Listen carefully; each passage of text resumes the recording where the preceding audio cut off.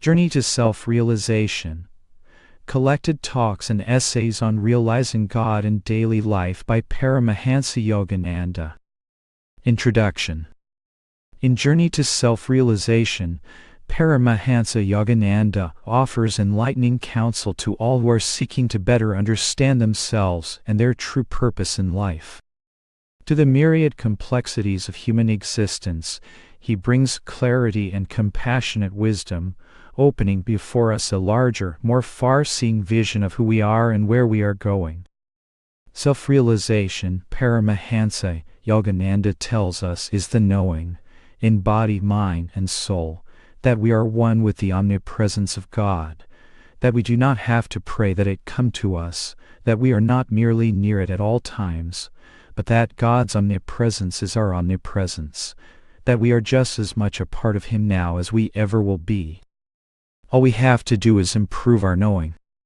This book explores how to improve our knowing, how we can experience the divine presence within us and in all life, not just as a passing inspiration, but as a constant inner realization.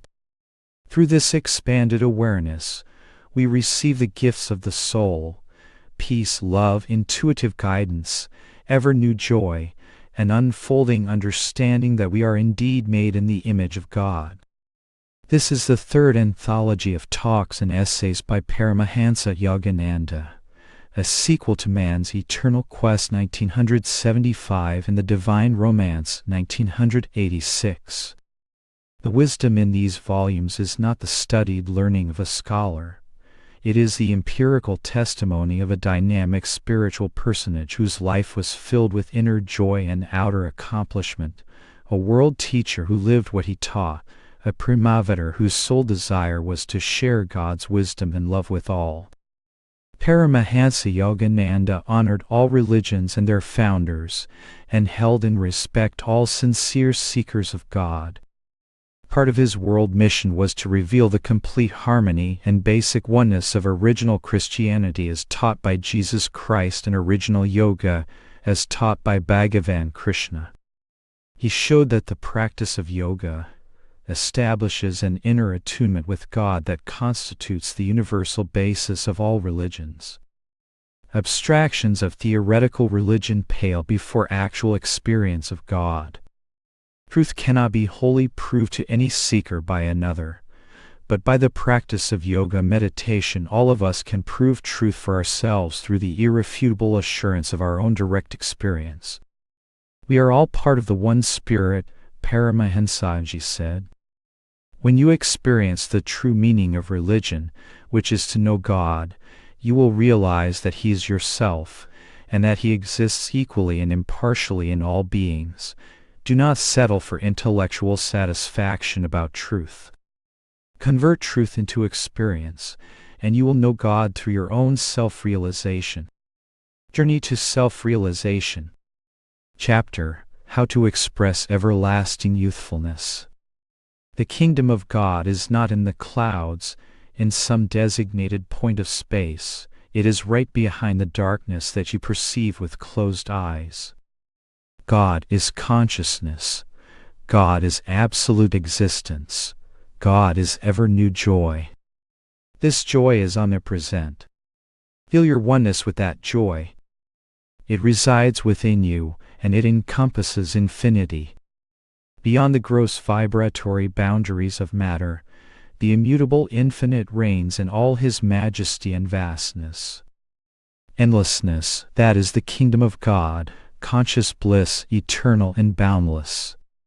When your soul has expanded and feels its presence everywhere, then you are united with Spirit. We bow to the infinite on the altar of the horizon where the sky meets the ocean, and we bow to the transcendental infinite on the altar of peace within us. In spite of all our demonstrations of ignorance, God continues to give us life by His indwelling presence. He is sleeping in the sod, He is dreaming in the flowers, He awakens in birds and animals, and He knows that He is awake in the human being. In the Superman He finds Himself again. In ages past, the rishis and masters of India secluded in their hermitages, unravel the mysteries that hide the omnipresent Spirit. Their research has given us the valuable techniques and methods that tune the body and mind to the illimitable source of life and intelligence residing in every human being. By concentrating within on the infinite, you can receive this boundless power. Knowledge acquired from the study of books or from learned human beings is limited, but from the infinite, the unlimited power of wisdom can be had. How to attain that? We teach the method in the weekly lessons sent from our headquarters at Washington. The truths in these lessons have come from God and from the research of the masters of India. Know the reason for your existence. It is an insult to yourself to be born, live, and die without knowing the answer to the mystery of why you were sent here as a human being in the first place. Forget God is to miss the whole point of existence. Learn to feel God and to enjoy Him. Make it a habit and you will see in time how much you have gained. Acquiring material possessions and prosperity is no safeguard against sorrow. There will come a day when you will feel totally helpless, a mere pawn of destiny, and then you will begin to realize that God alone is your haven of security. He doesn't want to impose Himself on anyone. You must take the initiative to seek Him through your own fervent desire, preferring Him to all other desires.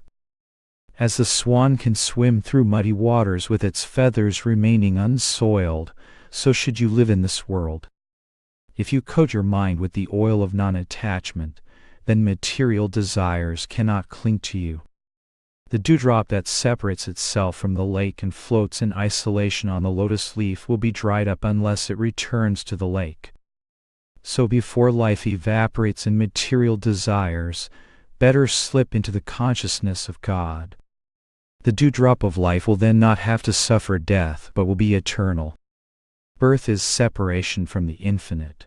Death is not an end of life but a transition to a higher state. Freedom from birth and death is a return to God. The dewdrop belongs to the sea. Separated, it is vulnerable to the sun and wind and other elements of nature. But when the droplet returns to its source, it becomes magnified in oneness with the sea. So it is with your life. United to God, you become immortal. While we are yet separated from the eternal sea, our aim should be to manifest as much as possible our essential divine immortality. On the lotus leaf of material happiness, the dewdrop of life must remain untouched and unpolluted until it slips into the vastness of God's presence. How to express our innate immortality in spite of contrary limitations is the purpose of our subject on making youthfulness more lasting. Youth is a state of mind and soul as well as of the body. Everyone is interested in youthfulness. In one way or another, everyone is seeking the fabled fountain of youth. But what is youth? All young people are not necessarily youthful. Some are already old and jaded far beyond their years. In contrast, some elderly people remain youthful in spite of their advancing age. They keep their minds young. Their smiles trickle down from their souls into their bodies and faces. Their very lifeblood throbs with the joy of being. And then there are those dull, lifeless persons who are as good as dead before they die, and they don't even know it. They are the walking dead. You see many people like that, negative, critical, moody, dispirited. There is no excuse for a wrong state of mind. You must be always positive-minded, cheerful, smiling, vibrant. By all means, practice this mental youthfulness that comes from the core of your being.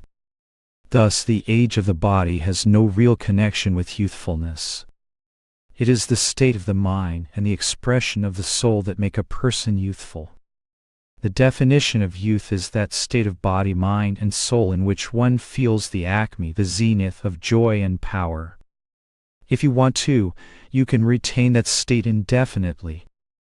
Conversely, by carelessness you can lose it very easily. Let us first approach this subject from the mental standpoint. The mind is the controller. That is, it is at the controls of this body. Body itself is designed by the mind. We are the sum total of the consciousness we ourselves have created over a period of incarnations. This mind, or consciousness, is the supreme force that governs all voluntary and involuntary activities of this bodily factory with its multifarious outputs. The 5 mental states of the consciousness. We judge our condition as desirable or undesirable by the degree of happiness therein, or by the lack of it. Accordingly, there are 5 mental states: happiness, sorrow, indifference, peace, and true joy. Waves whipped up in the middle of the ocean by a storm rise high, recede into a hollow, and then rise again, one after the other, until the storm ceases and the waves dissolve in the sea. Likewise with the mind. The mental peaks are life's alternating joys and sorrows. The hollows in between are indifference or boredom.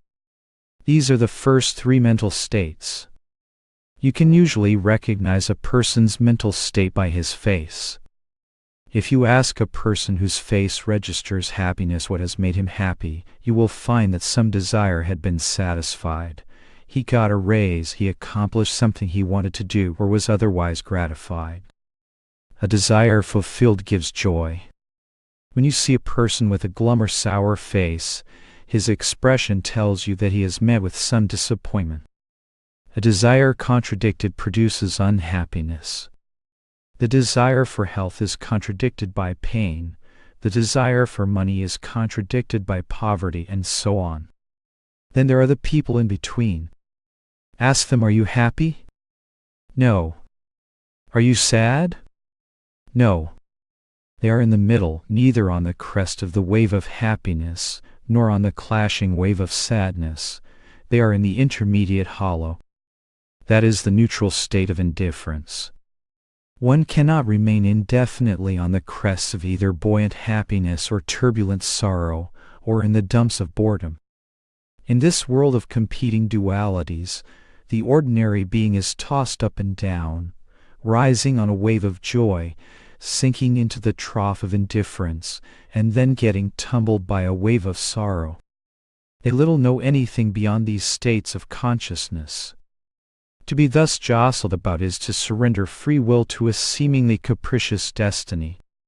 What man needs in order to live a successful and satisfying life is evenness of mind. That can be attained only by concentration, mastery of the mental faculties. Even the most terrible sorrow is healed by time. Nothing is gained by reliving it every day. Sorrowing for someone who is gone does not help him or yourself, nor does it change that sad fact. Making yourself miserable by nurturing an inferiority complex or punishing yourself for past mistakes or failures will not get you anywhere. It paralyzes your mental faculties. Never allow yourself to get into negative mental ruts. And do not be bored with life either. That is a very uncomfortable state. It slowly stews you. Don't bake yourself and your potentialities in the oven of indifference. Beyond the first 3 conditions of the mind, happiness, sorrow, and indifference, is the state of peace. Very few people reach that plane. Those who have money and health and satisfying relationships, everything they really need or want, may say, I am not happy or unhappy or indifferent. I am contented, I am peaceful. After a period of turbulence, such a condition is welcome. But, if for a long time one has peace that is merely the absence of joy and sorrow, he will say, please knock me on the head so I can feel if I am still alive. Such peace, being a negative state in which excitation has been neutralized, is not lastingly satisfying. So now comes the positive aspect, the last or 5th state of consciousness, the attainment of ever-new joy. That state is found only by contacting God in deep meditation, through the practice of such techniques as those given by the masters of India. That all-fulfilling joy will never grow stale. How to describe it? If for 10 days you were not permitted to sleep, but were forced to stay awake, and then allowed to fall asleep, the joy you feel at that moment, compounded 1,000,000 times over, would not begin to express the joy that I am speaking about. Jesus and other divine ones spoke of that joy. St. Francis and Sri Chaitanya knew that joy. Why else would saints deprive themselves of material gain, except that they found something greater? This path of self-realization doesn't tell you to cast aside everything of this world, but it does urge you to give up lesser, obstructing things for the superior, lastingly fulfilling true joy in life. The time has come for you to know and understand the purpose of religion, how to contact that supernal joy, which is God, the great and eternal Comforter.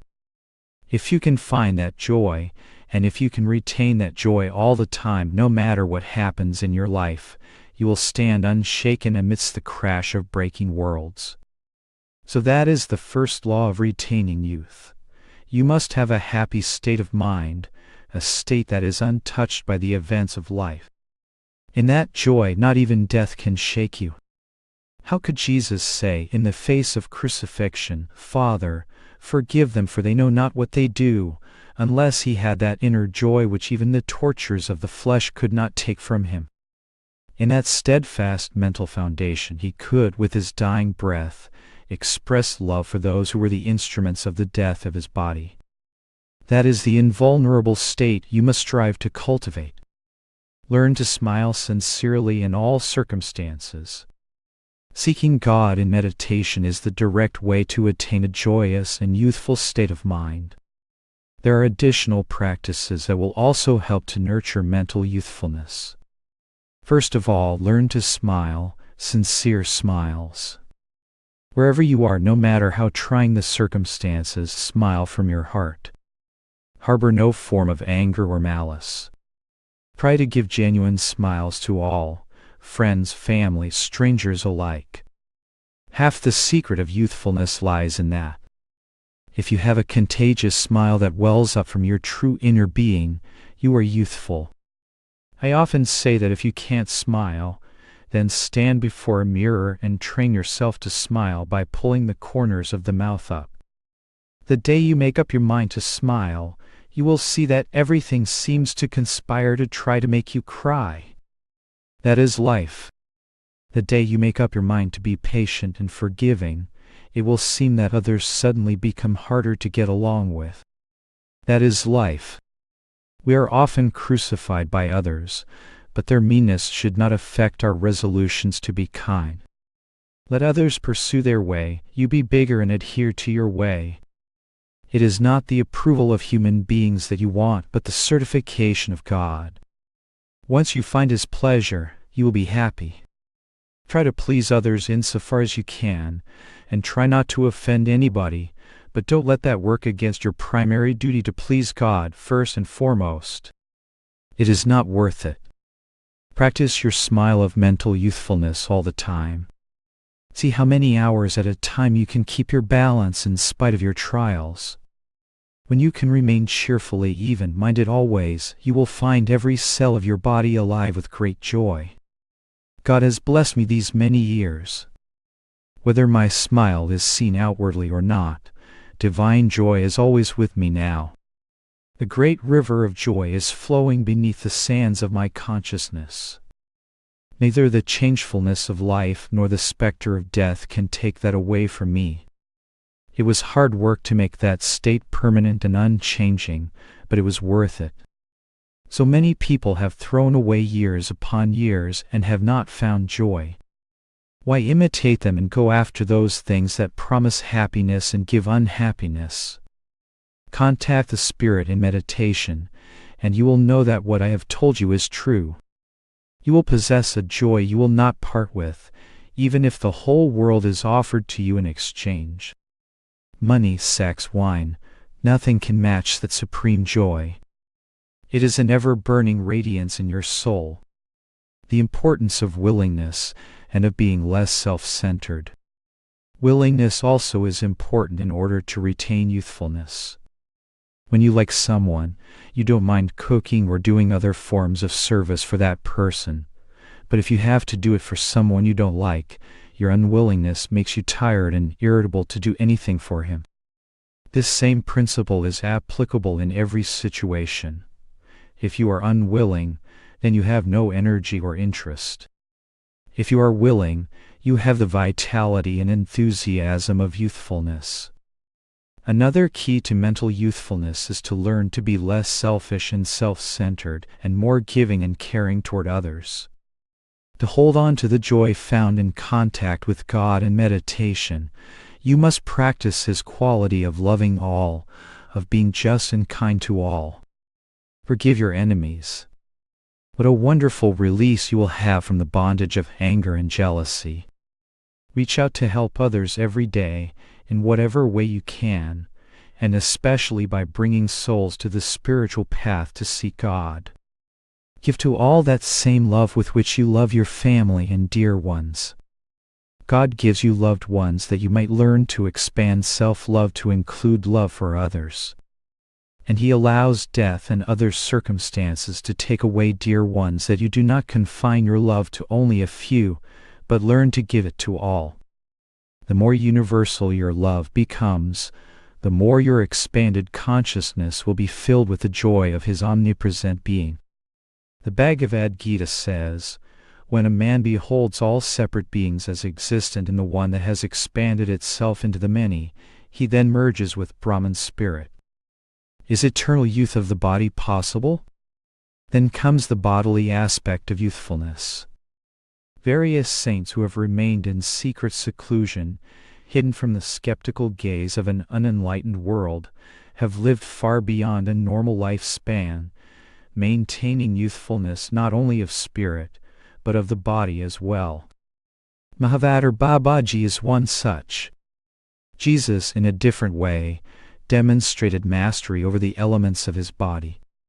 He said and then proved, "Destroy this bodily temple and in 3 days I will raise it up." Such powers have been proven by great masters in India. The higher laws have not been much demonstrated in the West because its culture has concentrated on external material development, whereas the East has devoted itself to an inner research into the realms of spirit. Why be astonished that some masters, to fulfill a divine purpose at God's behest, choose to live unusually long lives? We see in nature that there are animals that can live much longer than ordinary human beings. Yet man is supposed to be the superior creature. Why is he less long-lived? Because as human beings we are uniquely gifted with free will, privileged to do anything we like, and by misuse of this endowment man chooses to do all the things he should not do. His wrong habits of living, thinking, persistence and disunion from God are passed from generation to generation in the process of evolution, severely limiting the expression of his divine potentiality, physically as well as mentally and spiritually. When in the mother's womb the human body starts to grow from the division of the first cell, consisting of the union of sperm and ovum, an embryo is formed within 4 days. The whole potential of the body is there on the 4th day. In the beginning, the formative cells are called germ cells, each one capable of becoming any kind of bodily tissue. According to a specific design, they mysteriously start to specialize to form nerves, bones, skin, blood, organs, all the components of the body. As the body parts are formed, the specializing germ cells become somatic cells, locked into their specific functions and the limitations of those functions.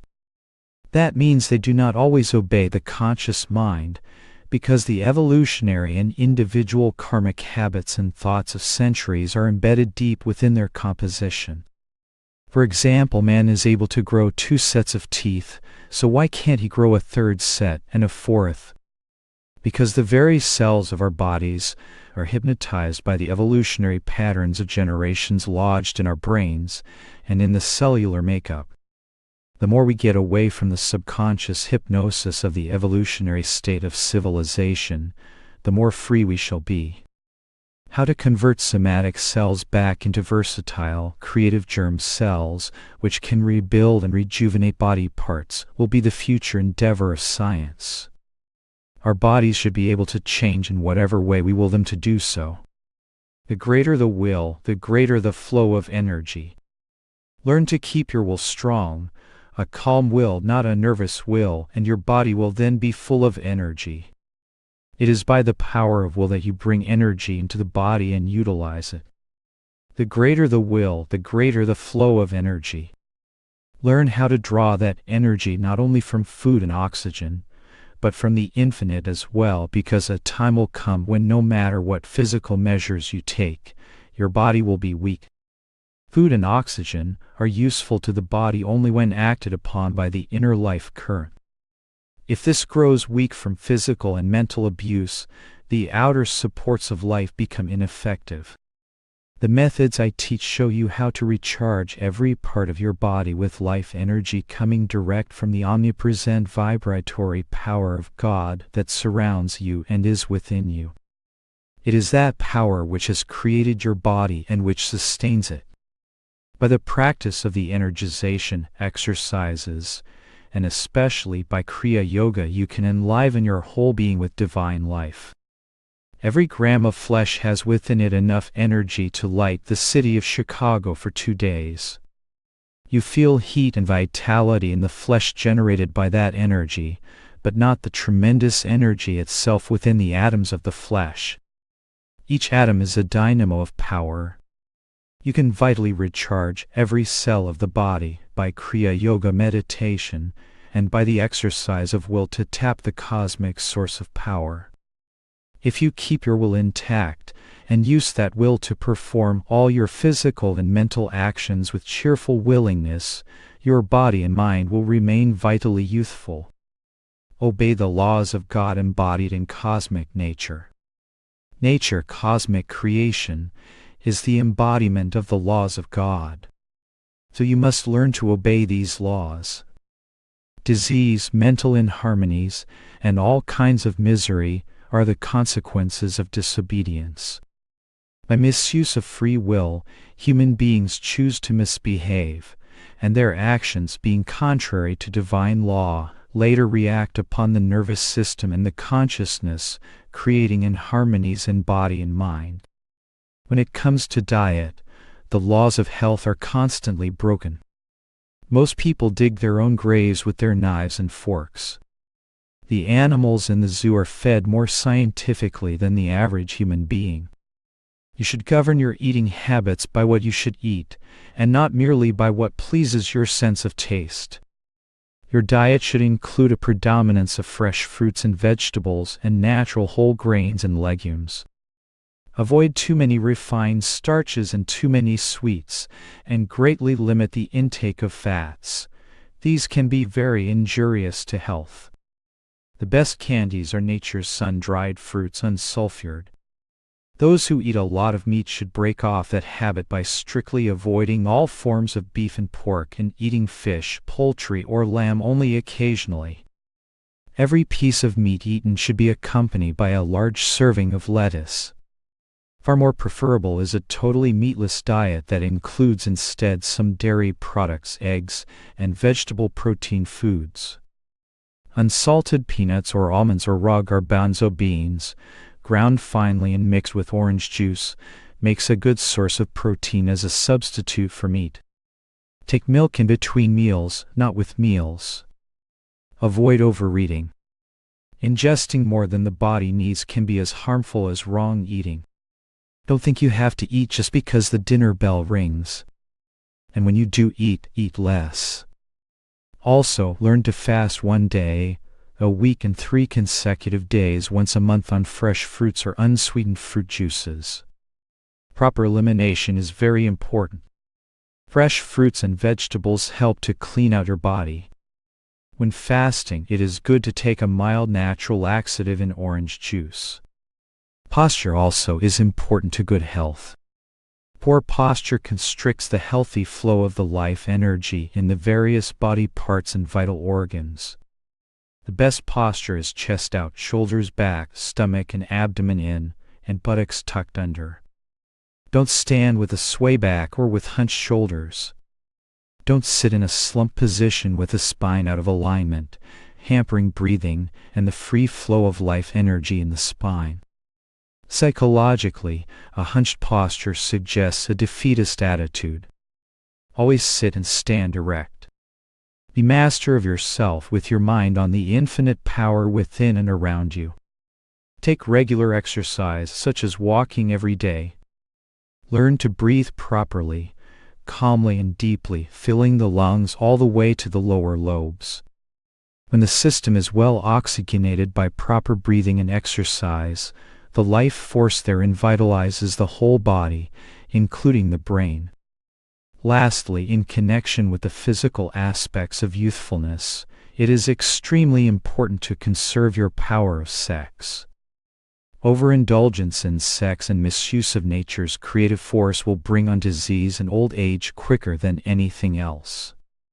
It devitalizes the body and weakens the immune system. Married couples should practice moderation, and single persons should observe abstinence. By adhering to good health practices, and by not diminishing the inner life energy through wrong physical and mental actions, you will enhance your ability to retain health and youthfulness. Even bad health karma from past lives can be thus greatly mitigated. No matter what your past is, it is never too late to try to change.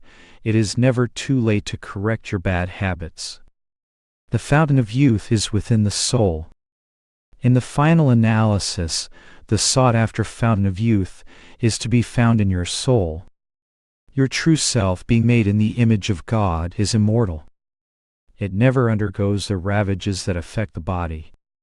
No weapon can pierce the soul, no fire can burn it, no water can moisten it, nor can any wind wither it. The soul is immutable, all-permeating, ever calm and immovable, eternally the same. Right within your body is this immortality. You are dreaming delusions, dreams of weakness and frailty, and thus you do not see that behind you, and within your soul, is the everlasting immutable power of God.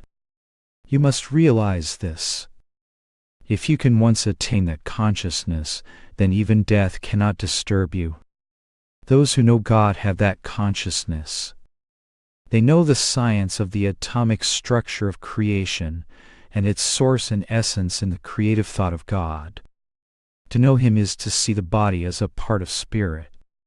The miracles of this realization are not to be demonstrated before the staring curiosity of people, but all God-realized saints have in some way quietly manifested that power. In your dreams you can make yourself whatever you want to be, you can do whatever you want to do. Sometimes you are sick and sometimes rich and so on. Mind can do anything in that dream state. When you learn how to control your mind during the waking state, realizing that its power is a part of the consciousness of God, you can similarly have complete mastery over the body. Meditation upon the soul is the method by which the mind can be made to work its wonders under your control. When you find your true self, the soul, you shall see that the body is nothing but an emanation of God. Those who are sincere seekers and follow this path steadfastly shall know the mystery of the everlastingness of the soul. If you can be cheerful and even-minded in all circumstances, and do all things willingly, you can be mentally ever youthful. If, in addition, you obey health laws, and use your will to draw on the infinite cosmic energy, you can promote vital youthfulness in the body. And above all, if you know that you are immortal, made in the image of God, your whole being will glow with that eternal youthfulness, and if it is the will of God, you will not have to experience so-called death when you cast off this mortal body. And even if you do undergo the natural transition of death, it will be seen only as a peaceful dream. Make a solemn resolution to meditate every morning and before going to bed at night. First, last, and always, O Spirit, I will keep my engagement with Thee in meditation. You have blessed me to come in contact with this great truth of self-realization and its masters, that through this gateway I may find Thee. Bless me to be steadfast until I find Thee. Feel your oneness with the Father. Pray to Him that you perfect your body and mind, that in their harmonious instrumentality you may feel His presence within you. May the glory of Spirit abide with you. May His energy charge your body and mind, and His Spirit awaken within your soul.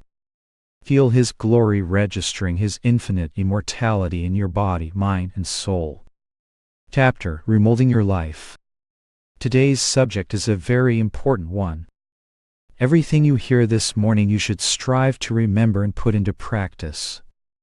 It is so easy to be inspired momentarily and then forget much of what you heard. That is why I often employ repetition, for to penetrate the hard core of human consciousness, a truth must be repeated again and again. By such review, it gradually becomes a habitual part of one's thoughts. There is a vast difference between just listening to a lecture and applying the truths it contains. Everything my Guru Swami Sri Yukteswar told me I put into practice. As a result of his training, I have always kept my spiritual priorities straight. I never miss three things: my meditations morning and night, my exercises, and service to others. These I religiously perform. All else of less importance I somehow manage. Living in the consciousness of God, I find many things that once seemed necessary have become unnecessary.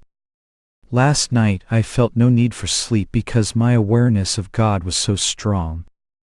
Once in a while I would see my body asleep, but that subconscious sleep, samadhi nidra samadhi sthiti, soon slipped away and my mind and body were filled solely with the consciousness of God. These things that I tell you come from my own direct experience, and one day they will be a part of your realization. Through Him whom I perceive within, it is possible to transmit to those who are in tune the light of God that is in me. It is not I, but He who is in me whom I extol. Just as the wealthy man can bestow his fortune on his worthy children, so it is possible for the man of spiritual wealth to bequeath his divine riches to those disciples who follow his example. This is true of all great masters. There are many instances of this transmission of spiritual consciousness, such as the mantle of Elijah that fell on Elisha, and the Holy Ghost imparted by Christ to the faithful 11 of His 12 close disciples.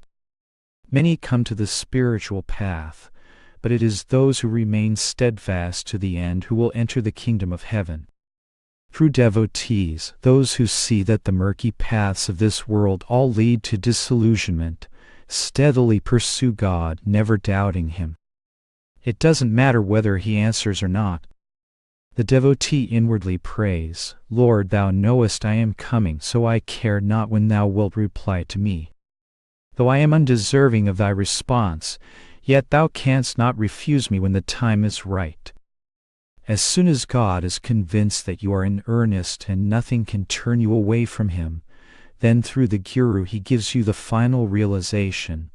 The Guru transmits to you the light of God that flows through him. Perhaps you thought you would never know such a blessing. That supreme experience I received from my Guru. He gave me by His touch what I could not attain by the power and effort of my meditations alone. Beginning with this new year, make firm spiritual resolutions. I have made a few myself, and pray with all my heart that with the blessing of the Father and Gurudeva, I will carry these through. Life is a matrix of consciousness. We are made of the matrix of consciousness. All life was spumed out of the one source of the river of consciousness. Your individualized consciousness is thus the very foundation of your existence. All of your thoughts and actions are bubbles and droplets of the river of consciousness. The seemingly solid body is actually a mass of electromagnetic currents. Its electrons and protons are condensations of the relative positive and negative creative thoughts projected by God, which I call thoughtrons. All creation derives from these thoughtrons, the consciousness of God. What is the difference between black and white? They are two contrasting thoughts, each frozen into its particular concept, that is all. For example, black horses and white horses in a dream are nothing, but different crystallizations, relativities of the dreamer's one stream of thought. In the ultimate sense, then, all things are made of pure consciousness. Their finite appearance is the result of the relativity of consciousness. Therefore, if you want to change anything in yourself, you must change the process of thought that occasions the materialization of consciousness into different forms of matter and action. That is the only way to remold your life. The tenacity of habits. I can give a directive to my mind, and it will at once react or behave accordingly. Most people who make up their minds to stop smoking or to stop eating so many sweets will continue with those actions in spite of themselves. They do not change because their minds, like blotting paper, have soaked up habits of thought. Habit means that the mind believes it cannot get rid of a particular thought. Habit indeed is tenacious. Once you perform an action, it leaves an effect or impression on the consciousness. As a result of this influence, you are likely to repeat that action. After several repetitions, that inclination is so strengthened that the action becomes a habit. In some people, just one act is enough to form a habit because of a latent predisposition from past lives. The mind may tell you that you cannot free yourself from a particular habit, but habits are nothing but repetitions of your own thoughts, and these you have the capacity to change. The nature of habit can be understood by this analogy. Clay can be molded into a vase, and while the clay is still soft, it is easy to change the form of that vase again and again. But once it is fired in an oven, its shape becomes firmly set. So it is with your consciousness. Your thoughts are molding your actions, and your mental convictions from the repetition of those actions is the fire that hardens the thoughts into unyielding habit patterns.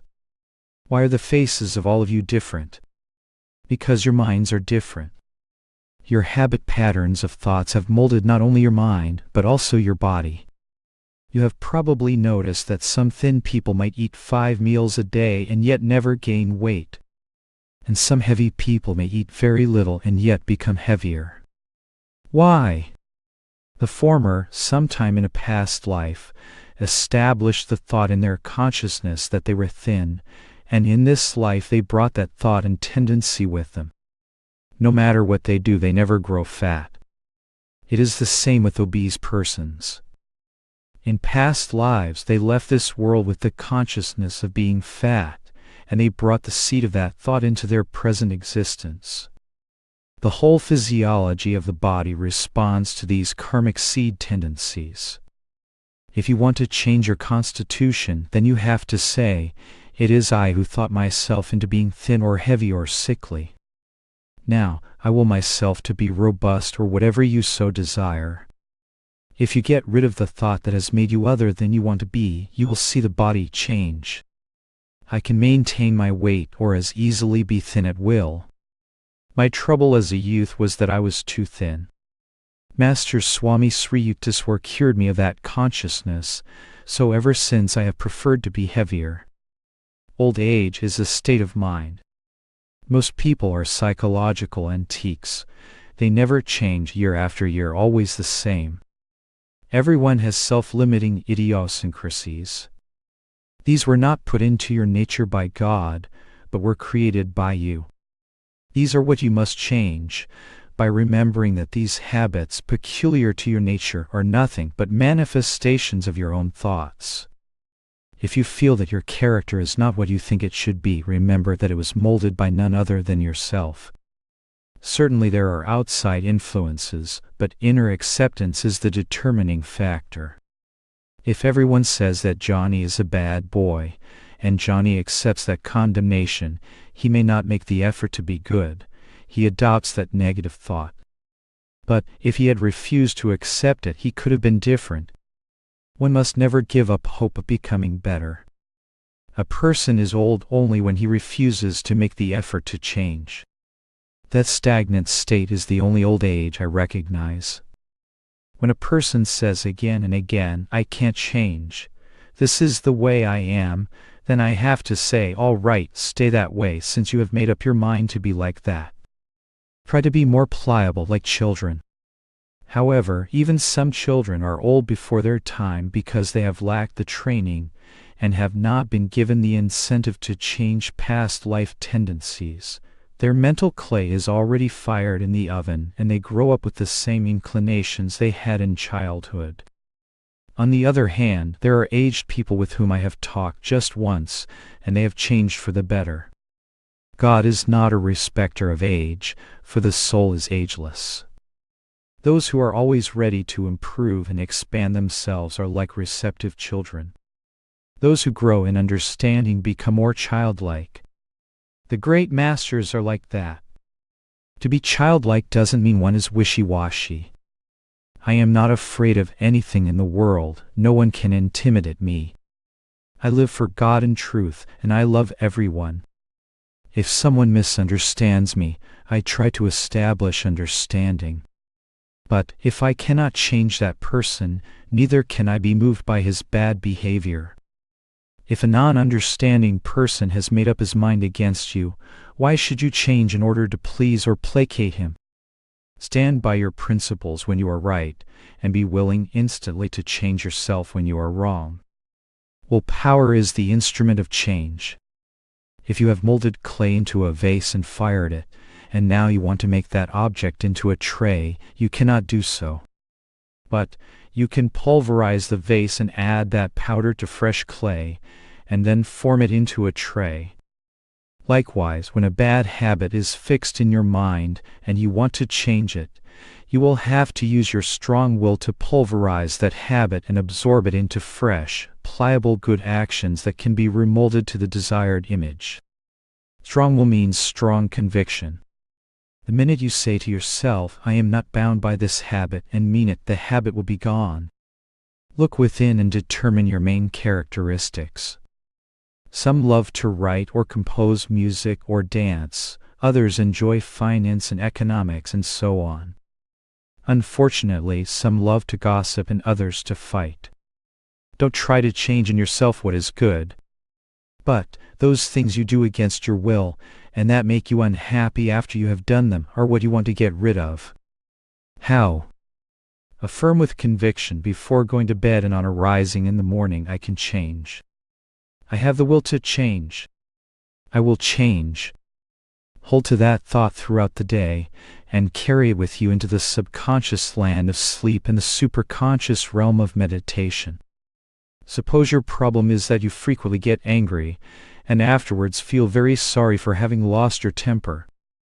Every night and morning make up your mind to avoid anger, and then watch yourself carefully. The first day may be difficult, but the second may be a little easier. Third will be easier still. After a few days you will see that victory is possible. In a year, if you keep up your effort, you will be another person. In my childhood, I used to get angry at injustices. One day I saw how foolish it was. I could not change the world in a minute by a display of wrath. I raised my hands and vowed, I will never be angry again. Since then I have never been angry within, though I can be outwardly fiery when necessary. When I came to America 20-some years ago, I saw everyone was drinking coffee, so I tasted it for the first time and gradually came to like it. Lest it become a habit, I made a rule never to drink coffee by myself. Still, there were so many invitations that I found I was drinking coffee all the time. One day, as I ate alone in a restaurant, I realized I missed the coffee. I thought so. You got me. All right, goodbye coffee habit. That was the end of it. In the past 20 years I have never touched it. Just last night some friends served coffee to me. It tasted all right, but it will never again be tempting to me. Freedom is to act for your highest welfare. You must be free, unenslaved by habits or the wish to please society or anything else. To be able to do not what you want to do, but what you should do for your own highest welfare, that is freedom. For example, temperamental people, addicted to their emotions, love to intimidate and scare the daylights out of others. I say go ahead if you must, but remember that you will have to pay for that bad behavior, no one else. Every wrong action goes against one's own well-being. It fails to give the peace and happiness expected. Sometimes it seems difficult to be good, while it is easy to be bad, and that to give up the bad things is to miss something. But I say you will not miss anything but sorrow. Do not be like the naughty child who wants to do the very thing he is told not to do. Everything that the great ones have warned against is like poison honey. I say don't taste it. You may argue, but it is sweet. Well, my reasoning is that after you have tasted the sweetness, it will destroy you. Evil was made sweet to delude you. You have to use your discrimination to distinguish between poison honey and that which is in your best interest. Avoid those things that will ultimately hurt you, and choose those that will give you freedom and happiness. In this new year, change your consciousness. Cultivate the right conduct and good habits that lead to freedom. When you can say, I don't indulge in bad habits because they are against my interest, I choose goodness of my own free will, that is freedom, and that is what I want for you. Both discrimination and willpower are necessary. Remolding your consciousness means exercising free will guided by discrimination and energized by willpower. Discrimination is your keen eyesight, and will is your power of locomotion. Without will, you may know what is right through discrimination and yet not act on it. It is acting on knowledge that gets you to your goal. So both discrimination and will are necessary. Willpower is easy to develop. Try first for small accomplishments. Gradually you will get rid of tendencies you thought you could not overcome. Watch your consciousness. Develop the habit of self-examination, of watching and analyzing your thoughts and behavior. When there are telltale signs of bad habits or inclinations, that is the time to discriminate and resist with willpower. The first time you succumb to a temptation, you didn't expect that you would be compelled to repeat it. But after giving in a few times, habit took over. Eventually you felt you could not get rid of that habit. But you can if you use your God-given discrimination and willpower. Habits are simply thoughts grooved deeply into the brain. The needle of the mind plays those records of habits again and again. Even the chemistry of the body responds as with addiction. Applying mind and will can change those patterns. Don't immediately attempt dramatic changes. Experiment in little things first, to train your inherent power of command. I see that a great many of you here today will be rid of your bad habits as a result of following these suggestions. Think away undesirable thoughts. Start the new year with the resolve to face your bad habits and conquer them. Take the bull by the horns, so to speak, and tame it. Your bad habits are the satanic influence that has kept God out of your life. Good habits can be compared to good people. When they look through the window of your mind, they see they cannot get into your life because the chairs of your consciousness are occupied by bad habits. Evict the undesirable occupants and let the noble ones in. You don't need the help of anything or anyone else to change yourself, just change your consciousness. Very simply, all you have to do is to think away the thoughts you want to destroy by replacing them with constructive thoughts. This is the key to heaven. It is in your hands. Those people who behave in the same way day in and day out are the ones who refuse to change their thoughts. That is all. There is a saying, a woman convinced against her will is of the same opinion still. Why say this of woman? Man is the same. Everyone must learn to cut out wrong thoughts with the incisive scalpel of wisdom. Thought is a projection of God's omnipotent light and will. If you make up your mind to change, you can use its power to transform yourself. We are what we think we are. We are what we think we are. The habitual inclination of our thoughts determines our talents and abilities, and our personality. Thus some think they are writers or artists, industrious or lazy, and so on. What if you want to be other than what you presently think you are? You may argue that others have been born with the special talent you lack, but desire to have. This is true. But they had to cultivate the habit of that ability sometime, if not in this life, then in a previous one. So whatever you want to be, start to develop that pattern now. You can instill any trend in your consciousness right now, provided you inject a strong thought in your mind. Then your actions and whole being will obey that thought. Do not settle for a one-track mentality. You should be able to succeed in any profession or do anything you put your mind to. Whenever others told me I would not be able to do a thing, I made up my mind that I could do it, and I did. Few demonstrations of mind power are more dramatic than the power of thought for good or ill on the health of the body. My guru told me the following story. He had lost much weight as a result of a serious illness. During convalescence, he visited his guru Lahiri Mahasaya. The Yogananda inquired about his health. Sri Yukteswarji explained the cause of his delicate condition. So Lahiri Mahasaya said, "You made yourself sick and now you think you are thin. But I am sure you will feel better tomorrow." The next day, Gurudeva went exultantly to Lahiri Mahasaya and proclaimed, "Sir, with your blessings I feel much better today."